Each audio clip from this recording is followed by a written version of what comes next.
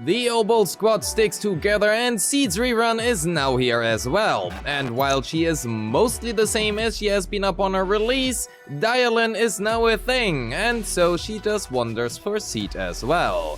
So today let's talk about her kit and how she plays, her best weapons, disc drives and disc drive sets, her combos, her main and substats, her teams and the Mindscapes, and lastly, let's also talk about her pros and cons. Welcome! I'm Rivynous, and this is your complete updated guide to Seed.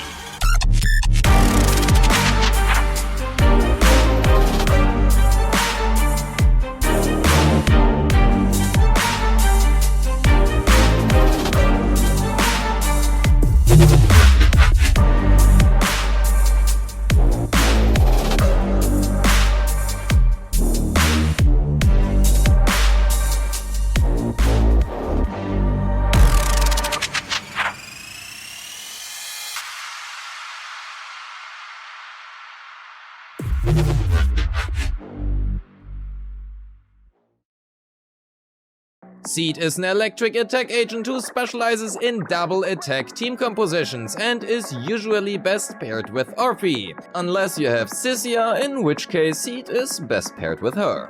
As per usual, her kit seems more complicated than it actually is, so let's cover it first. Let's begin with Seed's unique resource, Steel Charge. As per usual, it is displayed below her HP bar, and her basic attacks, dodge, counter, dash attack, special EX, special quick assist, follow-up, chain attack and ultimate will all accumulate said Steel Charge. Steel Charge caps out at 150 points, and Seed can consume Steel Charge to unleash powerful attacks using the mecha. More on that in just a bit. Here's a table of how much Steel Charge each of her skills generate, pause if you need to. Furthermore, when Seed is on the team, another attack type character with the highest attack stat will be designated as Seed's partner. And her core kit has essentially a lot of text just to tell you that both Seed as well as her partner will gain 1000 flat combat attack, 30% crit damage and a 25% damage bonus. When switching, these buffs will remain for up to 3 seconds when the character becomes inactive or until the character goes off field. Additionally, when the partner is the active character and consumes energy, Seed will gain 0.5 Steel Charge for every point of energy consumed. Means if your partner uses, for example, 30 energy, Seed will gain 15 Steel Charge. The keyword here being active, which is very important when playing with Orphe. Orphe is inactive during her aftershocks attacks, and because of that, they will not generate Steel Charge for Seed. Seed also features a 4-part basic attack string with the 3rd and 4th hit dealing electric damage, and if she is attacked during the retreat of the 3rd and before the 4th hit, she will automatically trigger a dodge. As an important side note, as seen in the previous table, a large portion of her Steel Charge generation is allocated into her basic 4. Holding down or simply pressing her basic attack after her basic attack 4, EX special dodge counter quick assist or assist follow-up will have her use her basic attack Falling Petals Slaughter, which I will simply refer to as her mech punch going forwards. If you have less than 120 Steel Charge, this attack can only be cast after using her basic 4, EX dodge counter quick assist or assist follow-up, but if our Steel Charge is sufficient, we can simply hold down the basic attack button at any point in time and she will then cast the mech punch regardless. If you have at least 120 or more Steel Charge after casting her mech punch and you simply continue to spam left click, she will then cast basic attack Falling Petals Downfall, which has 2 parts to it. First, Seed will retreat backwards, then leap back at the enemy. This basic attack is her primary way of dealing damage outside of her ultimate, and hence a large part of her gameplay boils down to press basic attack. Her EX special requires 60 energy to cast and we want to long press it, which will then consume energy over time. Her EX special will also provide you with invulnerability during the entire duration. Releasing her EX special early or after 60 energy have been consumed will then finish her EX with a rapid artillery attack for some small damage. Ideally, however, we want to fully channel this, as consuming the full 60 energy will have her automatically follow up with her mech punch basic attack as seen in the footage. Her dodge counter, dash attack, quick assist and assist follow-up all do what they are supposed to do and do nothing special, and her special attack we will not use, so let's skip all of them. Her ultimate has one of the highest damage multipliers in the game, but also a very long animation, so in terms of DPS this balances out. It will accumulate 60 steel charge and can directly be followed up with her basic attack Downfall if you have at least 120 steel charge. Her chain attack can also be directly followed up with her mech punch as well and also generates 29.5 steel charge. However, it should be mentioned that the follow-up mech punch only is a thing if you have at least 120 steel charge. Lastly, her additional ability requires at least one other attack agent, and if that condition is met, whenever Seed inflicts damage, Seed's partner will gain 2 energy and her big mech punch basic attack and ultimate gain a 30% damage bonus and also a 25% resistance ignore. As for her skill priority, because like 80% of her damage are allocated within her basics and ultimate, we want to make sure to prioritize her skills as such. Max out her core skill first and foremost, followed by her basics and chain, then her EX special, into assist and lastly dodge. Because we will parry on her, it is worthwhile leveling her assist. Her assist follow-up directly links into her mech punch, which means we can go for a simple parry followed by her assist follow-up into her mech punch. If we have sufficient steel charge, we then can also continue this with her basic attack Falling Petals Downfall. This applies to her quick assist and dodge counter as well, and that means we can always go for her quick assist or dodge counter into her mech punch, and if we have enough steel charge, her basic attack Falling Petal Downfall.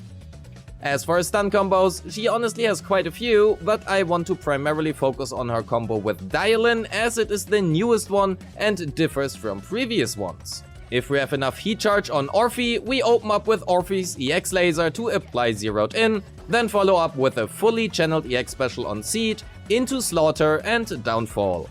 Quickly swap cancel Downfall into Dial-In to trigger the chain, then follow up with Orphe's and Dial-In's chain.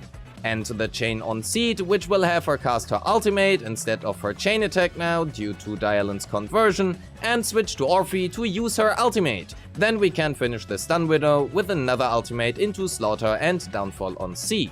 If you did not have enough heat for the first zeroed in, you can do so right before you use Orphe's ultimate. Most of you guys skip right here, so hi, welcome! I hope you have had a great day and my calculations will help you out. If you are not subscribed yet, please subscribe. Statistically, there is a good chance that you are not yet subscribed. Thank you, I love you. Seed signature Cordis Germina is her best in slot option, but Zanshin Herb Case, Heartstring Nocturne and Myriad Eclipse are good options as well. Her best free-to-play choices are Steel Cushion and Marcato Desire, but they are behind other premium options. Dawn's Bloom provides her with a hefty chunk of basic attack damage bonus, and since a large part of her damage is allocated in exactly those, it is not her best in slot option anymore. At least with Dial-In that is, where a 4-piece Puffer Electro is now a better choice. Without Dial-In however, Dawn's Bloom stays her best choice. As for her 2-piece, either of Woodpecker, Branch and Blade Song, Puffer Electro, Thunder Metal or Astral Voice and Hormone Punk will honestly do their job well enough. A 2-piece Woodpecker is the best choice in terms of ease of build, but if you have enough crit rate substats and are running her signature, other options can come out ahead. Crit rate in slot 4, pain ratio in slot 5 and attack percent in slot 6 are her best choices, despite the 20% death shred of her signature. But crit damage in slot 4 can also be a better choice if you have the crit rate substats to support it. If paired with Trigger or any other source of death shred such as Nicole, both electric damage and attack percent come out ahead over pen ratio in slot 5. Honestly, they are pretty close together, so choose whatever has better substats. As for substats, we are looking first and foremost for crit values, then attack percent, and lastly flat pen and flat attack. We want to hit as close to 100% crit rate as possible, and with her signature providing 15% combat crit rate, that leaves us at 85% crit rate at the maximum in the stat screen. As for endgame stat goals, I recommend between 75 and 85% crit rate, 2800 or more attack, and at least 120 but ideally 150% or more crit damage. Seed's M1 decreases the steel charge cost of her big mech punches and hence allows for more mech punches while also increasing the damage of those. Her Mindscape 2 grants a whooping 20% death threat not only to herself, but also to the partner. It allows for a longer channel of her EX special, while also granting a large damage bonus to the following mech punch. This damage bonus is nice, but honestly not game-changing. The actual game-changer here is the death threat. Her M3 and M5 exist as per usual, and her Mindscape 4 is surprisingly not that bad, especially not with Dialen. While the 20% damage bonus for her ultimate is usually just okay, it matters more with Dialen, and the additional decibel generation rate is really good on her, as it can not only allow for an additional ultimate on Seed, but also for the partner. Lastly, as for her Mindscape 6, it grants a 50% crit damage bonus as well as making her mech punch shoot pew-pew lasers.